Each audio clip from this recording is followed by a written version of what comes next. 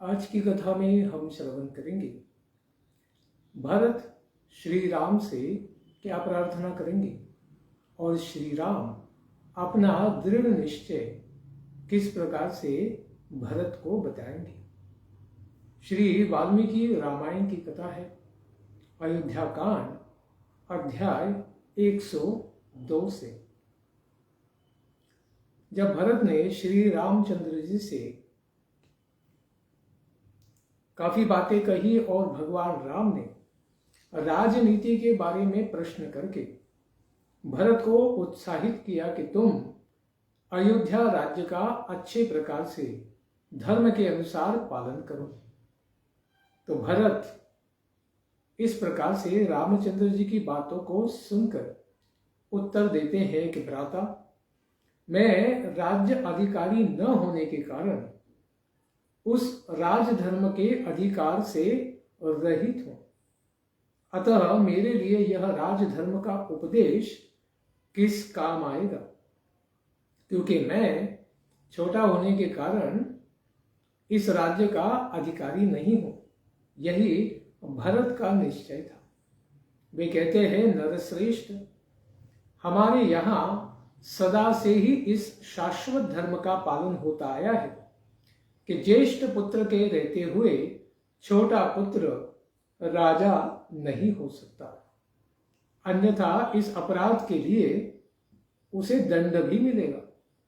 अतः रघुनंदन, आप मेरे साथ समृद्धशालिनी अयोध्यापुरी को पुनः वापस चलिए और हमारे कुल के अभ्युदय के लिए राजा के पद पर अपना अभिषेक कराइए।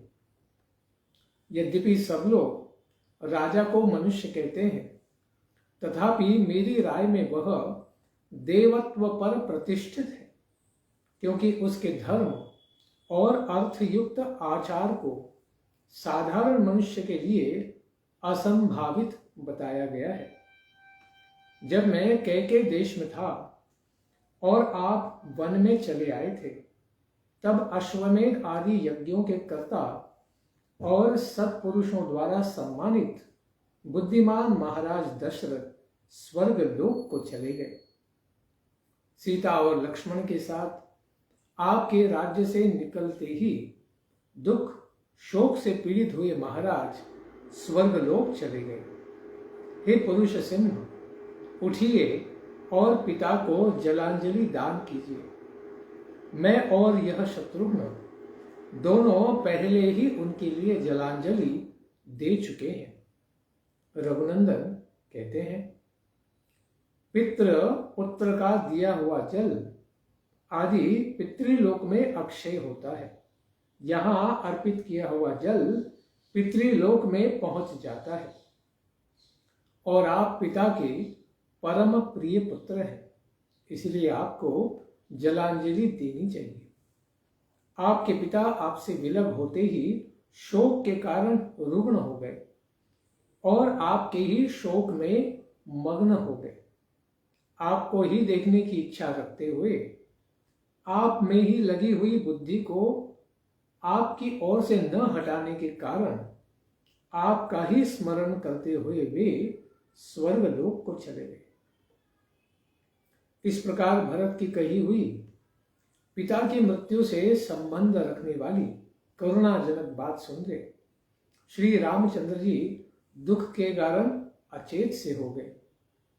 भरत के मुख से निकला हुआ वह वचन उनके लिए तो वज्र के समान घात कर रहा था, मानो दानव शत्रु इंद्र ने युद्ध स्थल में वज्र का प्रहार शाही कर दिया हो। मन को प्रिय न लगने वाले उस वाग वज्र को सुनकर शत्रुओं को संताप देने वाले श्री राम दोनों भुजाओं को ऊपर उठाकर जिसकी डालियां खिली हुई हो, वन में कुल्हाड़ी से कटे हुए उस वृक्ष की भांति पृथ्वी पर गिर पड़े। भरत के दर्शन से श्री राम को हर्ष हुआ था। पिता की मृत्यु के संवाद से दुख, अतः उन्हें खिले और कटे हुए पेड़ की उपमा दी गई है। पृथ्वीपति श्री राम इस प्रकार पृथ्वी पर गिरकर नदी के तट को दांतों से विदीर्ण करने के परिश्रम से थक कर सोए हुए एक हाथी के समान प्रतीत होते थे। शोक के कारण दुर्बल हुए ऐसे महान धनुर्धर श्री राम को सब ओर से घेर कर सीता सहित रोते हुए वे तीनों भाई आंसुओं के जल से भिगोने लगे। थोड़ी देर बाद पुनः वे होश में आने पर नेत्रों से अश्रु वर्षा करते हुए ककुस्त कुलभूषण श्री राम ने अत्यंत दीन वाणी में विलाप आरंभ किया। पृथ्वीपति महाराज दशरथ को स्वर्गगामी हुआ सुनकर धर्मात्मा श्री राम ने भरत से यह धर्मयुक्त बात कही। भैया, जब पिताजी परम लोकवासी हो गए तब अयोध्या में चलकर क्या करूंगा? उन राज शिरोमणि पिता से हीन हुई उस अयोध्या का अब कौन पालन करेगा? हाय, जो पिताजी मेरे ही शोक से मृत्यु को प्राप्त हुए, उन्हीं का मैं दाह संस्कार तक जन्म लेने वाले पुत्र से उन महात्मा पिता का कौन सा कार्य सिद्ध हुआ है? निष्पाप भरत, तुम ही कृतार्थ हो।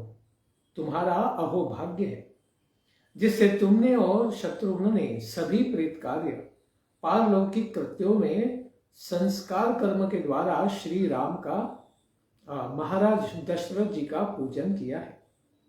महाराज दशरथ से हीन हुई ऐसी अयोध्या अब प्रधान शासक के रहित हो अस्वस्थ एवं आकुल सी हो उठी हो। अतः वनवास से लौटने पर भी मेरे मन में अयोध्या जाने का अब कोई भी उत्साह नहीं रह गया है। परंतप भरत, वनवास की अवधि समाप्त करके यदि मैं अयोध्या में जाऊं तो फिर कौन मुझे मेरे कर्तव्य का उपदेश देगा? क्योंकि पिता महाराज तो परलोकवासी हो गए हैं। पहले जब मैं उनकी किसी आज्ञा का पालन करता था तब वे मेरे सद्व्यवहार को देखकर मेरा उत्साह बढ़ाने के लिए जो जो बातें कहा करते थे, कानों को सुख पहुंचाने वाली उन बातों को अब मैं किसके मुख से सुनूंगा? भरत से ऐसा कहकर शोक संतप्त श्री रामचंद्र जी पुनः चंद्रमा के समान मनोहर मुख वाली अपनी पत्नी सीता के पास आके कहते हैं, सीते, तुम्हारे श्वशुर चल बसे। लक्ष्मण, तुम पितृहीन हो गए। पृथ्वीपति महाराज दशरथ के स्वर्गवास का यह दुखदायी समाचार सुना रहे हैं। श्री रामचंद्र जी के ऐसा कहने पर उन सभी यशस्वी कुमारों के नेत्रों में बहुत अधिक आंसू उमड़ आए। उसके पश्चात सभी भाइयों ने दुखी हुए श्री रामचंद्र जी को सांत्वना देते हुए कहा, भैया, अब पृथ्वीपति पिताजी के लिए जलांजलि दान कीजिए। अपने श्वशुर महाराज दशरथ के स्वर्गवास का समाचार सुन के सीता के नेत्रों में भी आंसू भर आए। वे अपने प्रियतम श्री रामचंद्र जी की ओर देख भी न सकी। उसके पश्चात रोती हुई जनक कुमारी को सांत्वना देकर दुख मग्न श्री राम ने अत्यंत दुखी हुए लक्ष्मण से कहा, भाई, तुम इंगुदी का पीसा हुआ फल और चीर एवं उत्तरीय ले आओ। मैं महात्मा पिता को जलदान देने के लिए चलूंगा। सीता आगे आगे चले, इनके पीछे तुम चलो और तुम्हारे पीछे मैं चलूंगा। शोक के समय की यह परिपाटी है जो अत्यंत दारुण दुखदायी होती है। उसके पश्चात उनके कुल के परंपरागत सेवक, आत्मज्ञानी, परम बुद्धिमान, कोमल स्वभाव वाले, जितेंद्रिय, तेजस्वी और श्री राम के सुदृढ़ भक्त सुमंत्र समस्त राजकुमारों के साथ श्री राम को धैर्य बंधाकर उन्हें हाथ का सहारा देते हैं कल्याणमयी मंदाकिनी के तट पर ले जाते हैं।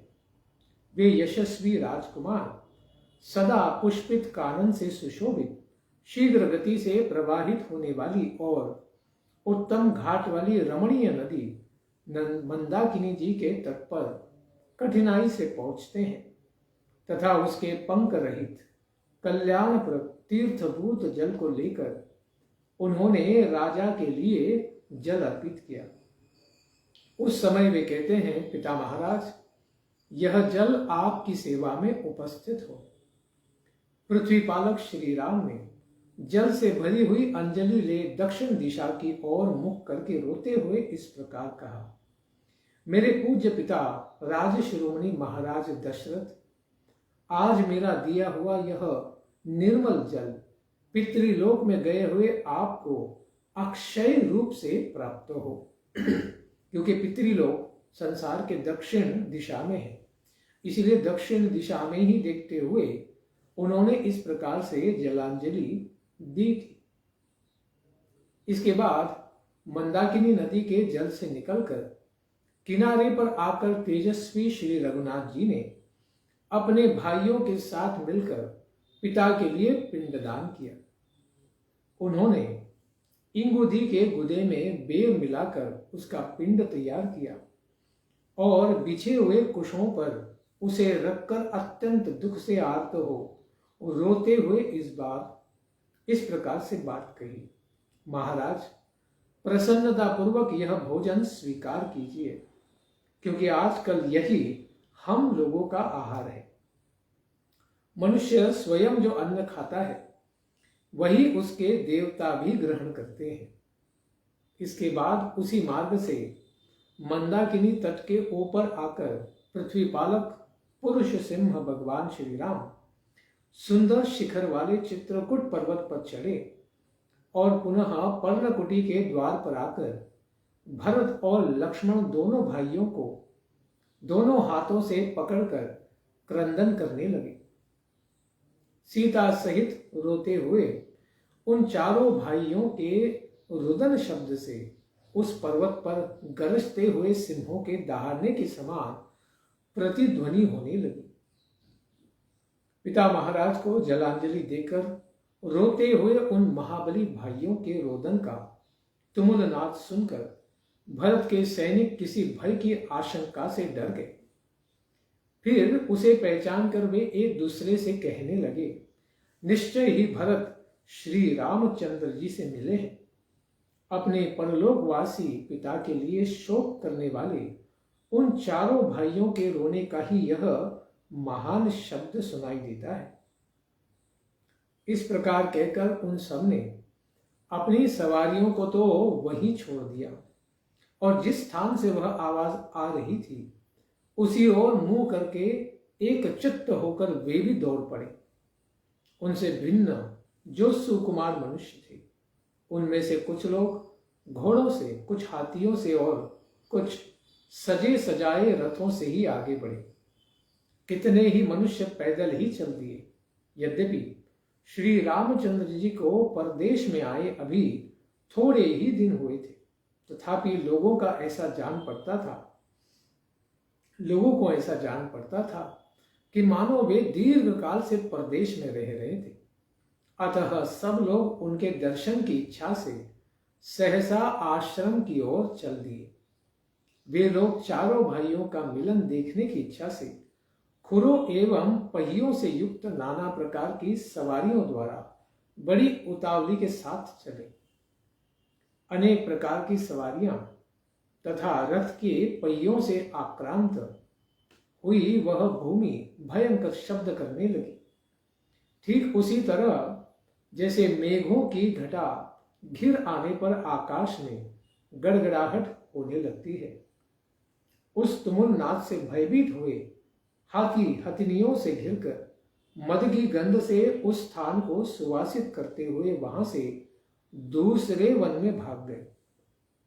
वराह, भेड़िए, सिंह, भैंसे, श्रीमद, मृग विशेष है, व्याघ्र, गोकर्ण और गवय यानी नीलगाय, चितकबरे हरिणों सहित संतस्त होकर भागने लगे।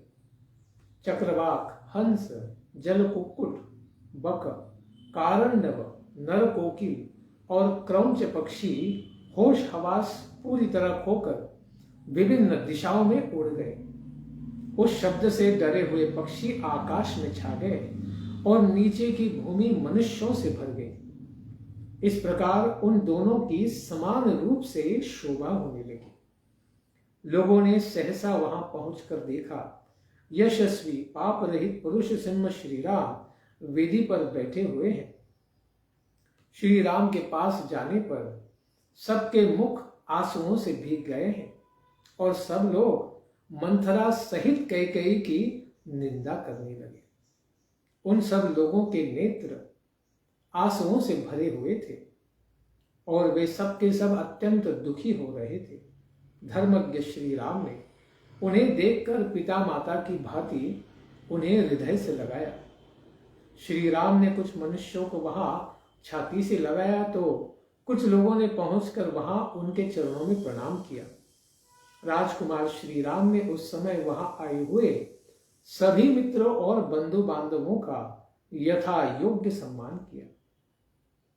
उस समय वहां रोते हुए उन महात्माओं का वह रोदन शब्द पृथ्वी, आकाश, पर्वतों की गुफा और संपूर्ण दिशाओं को निरंतर प्रतिध्वनित करता हुआ मृदंग की ध्वनि के समान सुनाई पड़ता था। महर्षि वशिष्ठ जी महाराज दशरथ की रानियों को आगे करके श्री रामचंद्र जी को देखने की अभिलाषा लिए उस स्थान की ओर चले जहां उनका आश्रम था। राजरानियां मंद गति से चलती हुई जब मंदाकिनी नदी के तट पर पहुंची तब उन्होंने वहां श्री राम और लक्ष्मण के स्नान करने का घाट देखा। इस समय कौसल्या के मुंह पर आंसुओं की धारा बह चली। उन्होंने सूखे एवं उदास मुख से दीन सुमित्रा तथा अन्य राजरानियों से कहा, जो राज्य से निकाल दिए गए हैं तथा जो दूसरों को क्लेश न देने वाले कार्य ही करते हैं, उन मेरे अनाथ बच्चों का यह वन में दुर्गम तीर्थ है, जिसे इन्होंने पहले पहल स्वीकार किया है। सुमित्रे, आलस्य रहित तुम्हारे पुत्र लक्ष्मण स्वयं आकर यहाँ सदा यही से मेरे पुत्र के लिए जल ले जाया करते होंगे। यद्यपि तुम्हारे पुत्र ने छोटे से छोटा सेवा कार्य भी स्वीकार किया है, तथापि इससे वे कभी निंदित नहीं हुए हैं, क्योंकि सद्गुणों से युक्त ज्येष्ठ भाई के प्रयोजन से रहित जो कार्य होते हैं वे ही सब निंदित माने गए हैं। तुम्हारा यह दिव्य पुत्र भी उन क्लेशों के योग्य नहीं है जिन्हें आजकल वह सहन करता है। अब श्री राम लौट चले और निम्न श्रेणी के पुरुषों के योग्य जो दुखजनक कार्य उनके सामने प्रस्थित है उसे वह छोड़ दे। उसे करने का अवसर ही उसके लिए न रह जाए। आगे जाकर विशाल लोचना कौसल्या ने देखा कि श्री राम ने पृथ्वी पर बिछे हुए दक्षिणाग्र कुशों के ऊपर अपने पिता के लिए पिसे हुए इंगुदे के फल का पिंड रख छोड़ा है। दुखी राम के द्वारा पिता के लिए भूमि पर रखे हुए उस पिंड को देखकर देवी कौसल्या ने दशरथ की सब रानियों से कहा, बहनों जरा देखो, श्री राम ने इक्ष्वाकु कुल के स्वामी और रघुकुल भूषण महात्मा पिता के लिए यह विधि पूर्वक शास्त्र सम्मत पिंडदान किया है। देवताओं के समान तेजस्वी वे महामना भूपाल नाना प्रकार के उत्तम भोग भोग चुके हैं। उनके लिए यह भोजन मैं उचित नहीं मानती। जो चारों समुद्रों तक पृथ्वी का राज्य भोग कर भूतल पर देवराज इंद्र के समान प्रतापी थे, वे भूपाल महाराज दशरथ पिसे हुए इंगुदी फल का पिंड कैसे खा रहे होंगे। संसार में इससे बढ़कर महान दुख मुझे और कोई भी नहीं प्रतीत होता है, जिसके अधीन होकर श्री राम समृद्धशाली हुए भी अपने पिता को इंगुदी के पिसे हुए फल का पिंड दें। श्री राम ने अपने पिता को इंगुदी का पिन्याक प्रदान किया है यह देखकर दुख से मेरे हृदय के सहस्त्रों टुकड़े क्यों नहीं हो जाते हैं। यह लौकिक की श्रुति, लोक विख्यात कहावत निश्चय ही मुझे सत्य प्रतीत होती हुई दिख रही है कि मनुष्य स्वयं जो अन्न खाता है उसके देवता भी उसी अन्न को ग्रहण करते हैं। इस प्रकार शोक से आर्त हुई कौसल्या को उस समय उनकी सौतें समझा बुझाकर उन्हें आगे ले गई। आश्रम पर पहुंचने पर उन सब ने श्री राम को देखा, जो स्वर्ग से गिरे हुए देवता के समान ही जान पड़ते थे।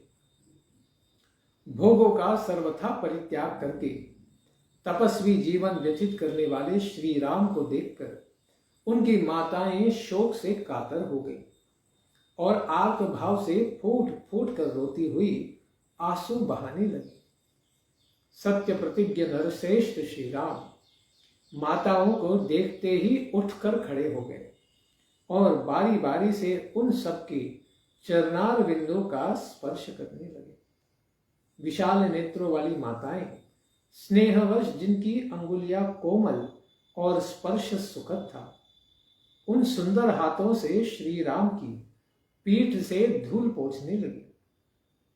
श्री राम के बाद लक्ष्मण भी उन सभी दुखिया माताओं को देखकर दुखी हो गए और उन्होंने स्नेहपूर्वक धीरे धीरे उनके चरणों में प्रणाम किया। उन सब माताओं ने श्री राम के साथ जैसा बर्ताव किया था वैसे ही उत्तम लक्षणों से युक्त दशरथ नंदन लक्ष्मण के साथ भी किया। उसके पश्चात आंसू भरे नेत्रों वाली दुखिनी सीता भी सभी सासुओं के चरणों में प्रणाम करके उनके आगे खड़ी हो गई। तब दुख से पीड़ित हुई कौसल्या ने जैसे माता अपनी बेटी को हृदय से लगाती है, उसी प्रकार वनवास के कारण दीन दुर्बल हुई सीता को छाती से चिपका लिया और इस प्रकार कहा, विदेहराज जनक की पुत्री, राजा दशरथ की पुत्र वधू तथा श्री राम की पत्नी इस निर्जन वन में क्यों दुख भोग रही है। बेटी, तुम्हारा मुख धूप से तपे हुए कमल, कुचले हुए उत्पल, धूल से ध्वस्त हुए स्वर्ण और बादलों से ढके हुए चंद्रमा की भांति ही श्रीहीन हो रहा है। विदेह नंदिनी, जैसे आग अपने उत्पत्ति स्थान काष्ठ लकड़ी को दग्ध कर देती है, उसी प्रकार तुम्हारे इस मुख को देखकर मेरे मन में संकट रूपी अरणि से उत्पन्न हुआ यह शोकानल मुझे जलाई देता है। शोकाकुल हुई माता जब इस प्रकार विलाप कर रही थी, उसी समय भरत के बड़े भ्राता श्री रामचंद्र जी ने वशिष्ठ जी के चरणों में पड़कर उन्हें दोनों हाथों से पकड़ लिया। जैसे देवराज इंद्र बृहस्पति जी के चरणों का स्पर्श करते हैं, उसी प्रकार अग्नि के समान बढ़े हुए तेज वाले पुरोहित वशिष्ठ जी के दोनों पैर पकड़कर श्री रामचंद्र जी उनके साथ ही पृथ्वी पर बैठ गए।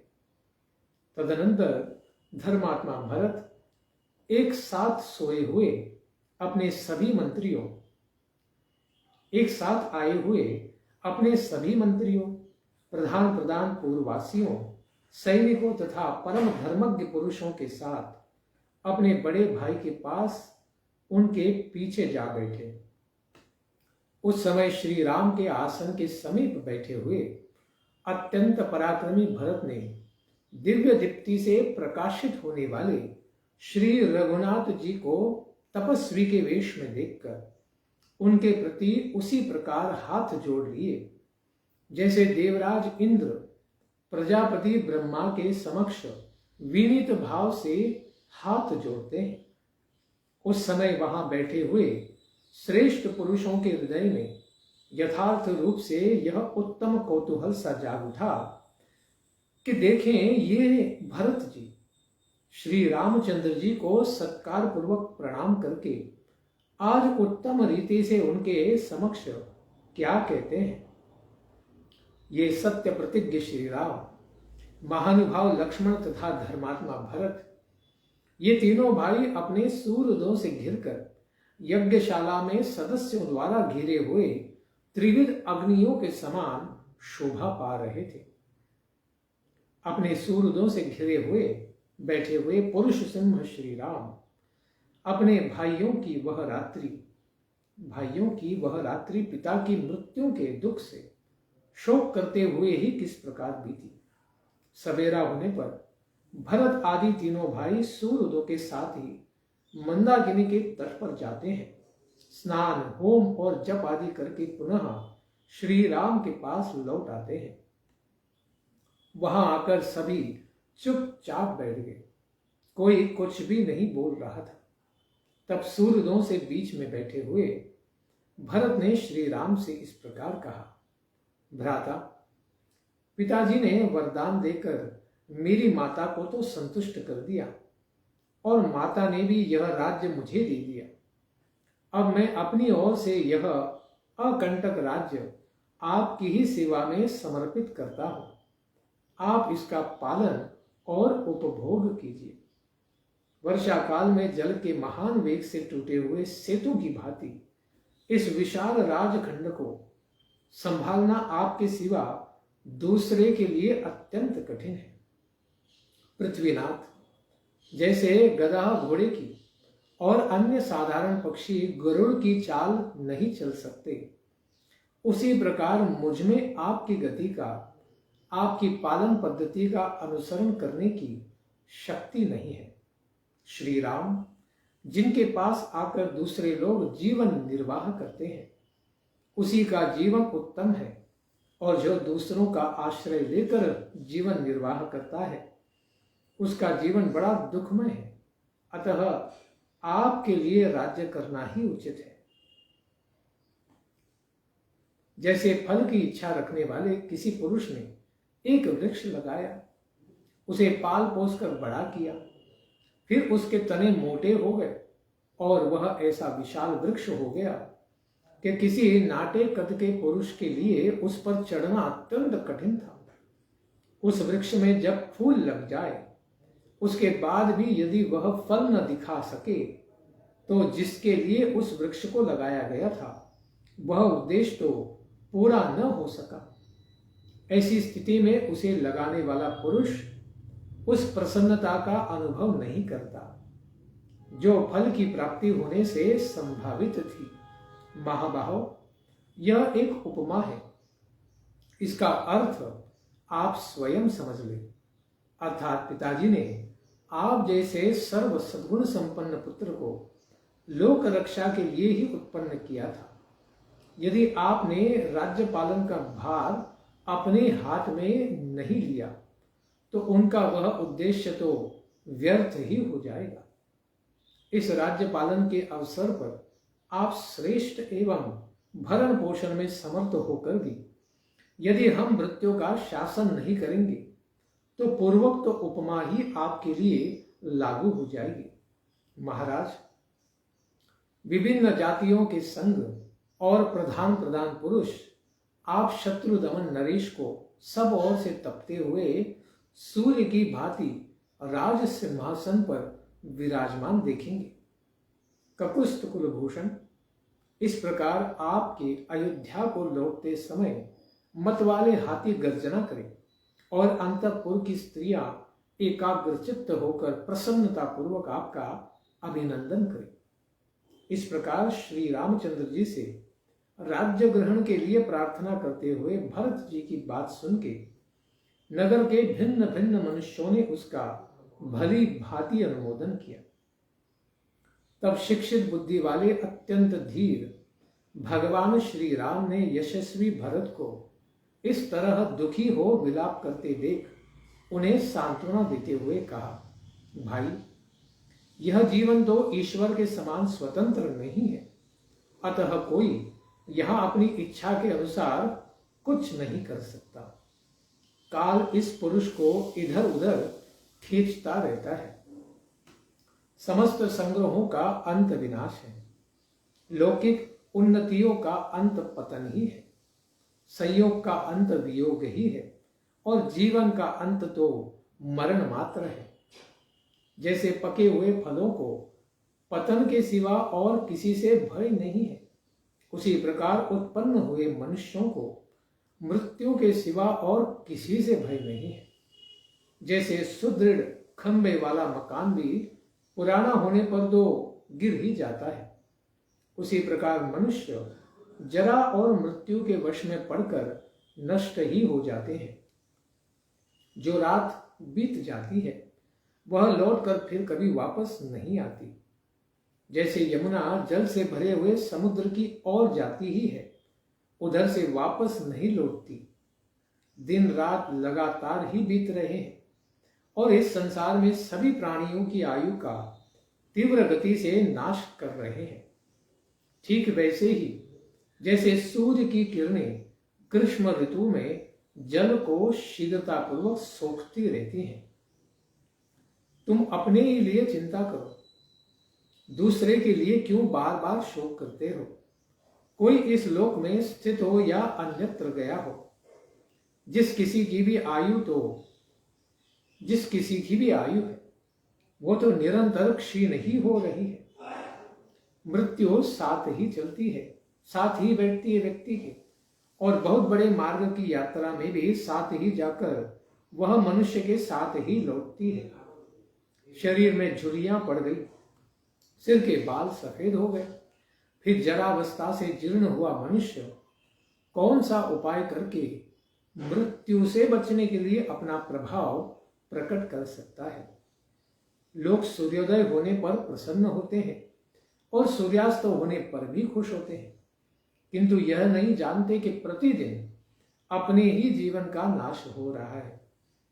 किसी ऋतु का आरंभ देखकर मानो वह नई नई आई हो, पहले कभी आई ही न हो, ऐसा समझकर लोग हर्ष से खिल उठते हैं, परंतु यह नहीं जानते कि इन ऋतुओं के परिवर्तन से प्राणियों के प्राणों का आयु का क्रमशः क्षय हो रहा है। जैसे महासागर में बहते हुए दो काठ कभी एक दूसरे से मिल जाते हैं और कुछ काल के बाद अलग भी हो जाते हैं, उसी प्रकार संसार में स्त्री, पुत्र, कुटुंब, धन भी मिलकर बिछुड़ जाते हैं, क्योंकि इनका वियोग अवश्य संभावी है। इस संसार में कोई भी प्राणी यथा समय प्राप्त होने वाले जन्म मरण का उल्लंघन नहीं कर सकता। इसलिए जो किसी मरे हुए व्यक्ति के लिए बारंबार शोक करता है, उसमें भी यह सामर्थ्य नहीं है कि वह अपनी ही मृत्यु को कभी टाल सके। जैसे आगे जाते हुए यात्रियों अथवा व्यापारियों के समुदाय से रास्ते में खड़ा हुआ पथिक यूं कहे कि मैं भी आप लोगों के पीछे पीछे आऊंगा, और उसी के अनुसार वह उनके पीछे पीछे जाए भी। उसी प्रकार हमारे पूर्वज पिता पितामह आदि जिस मार्ग से गए हैं, जिस पर जाना अनिवार्य है और तथा जिससे बचने का कोई उपाय भी नहीं है, उसी मार्ग पर स्थित हुआ मनुष्य किसी और के लिए शोक कैसे करे।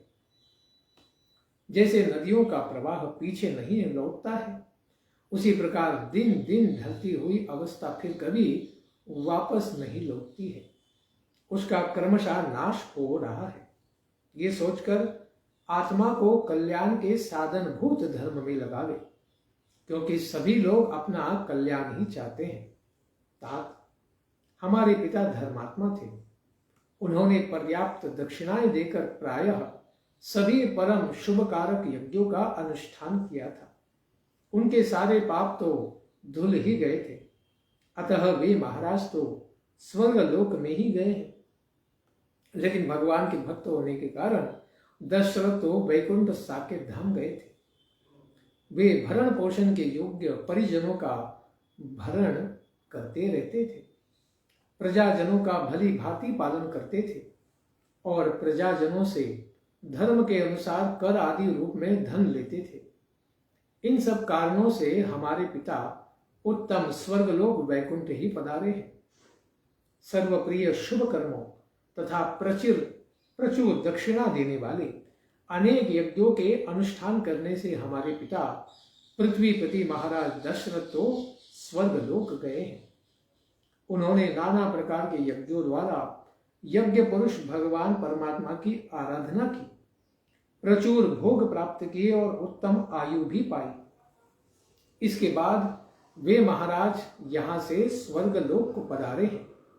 तात, अन्य राजाओं की अपेक्षा उत्तम आयु और श्रेष्ठ भोगों को पाकर हमारे पिता सदा सत्पुरुषों के द्वारा सम्मानित हुए हैं। अतः स्वर्गवासी हो जाने पर भी वे शोक करने के योग्य तो नहीं है। हमारे पिता ने जरा जीर्ण मानव शरीर का परित्याग कर दिया है और दैवी संपत्ति को प्राप्त किया है, जो ब्रह्मलोक में विहार करने वाली है। कोई भी ऐसा विद्वान जो तुम्हारे और मेरे समान शास्त्र ज्ञान संपन्न एवं परम बुद्धिमान है, पिताजी के लिए शोक नहीं कर सकता। धीर एवं प्रज्ञावान पुरुष को सभी अवस्थाओं में ये नाना प्रकार के शोक, विलाप और रोदन त्याग देने चाहिए। इसलिए तुम स्वस्थ हो जाओ, तुम्हारे मन में शोक नहीं होना चाहिए। वक्ताओं में श्रेष्ठ भरत, तुम यहां से जाकर अयोध्यापुरी में ही निवास करो, क्योंकि मन को वश में रखने वाले पूज्य पिताजी ने तुम्हारे लिए इसी प्रकार का आदेश दिया है।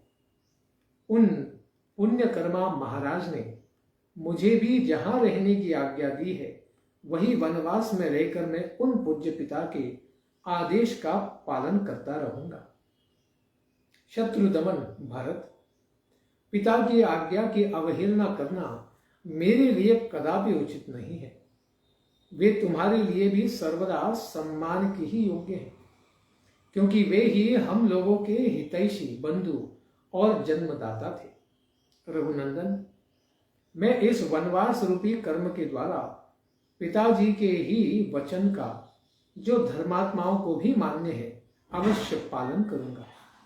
नरश्रेष्ठ, परलोक पर विजय पाने की इच्छा रखने वाले मनुष्य को धार्मिक, क्रूरता से रहित और गुरुजनों का आज्ञा पालक ही होना चाहिए।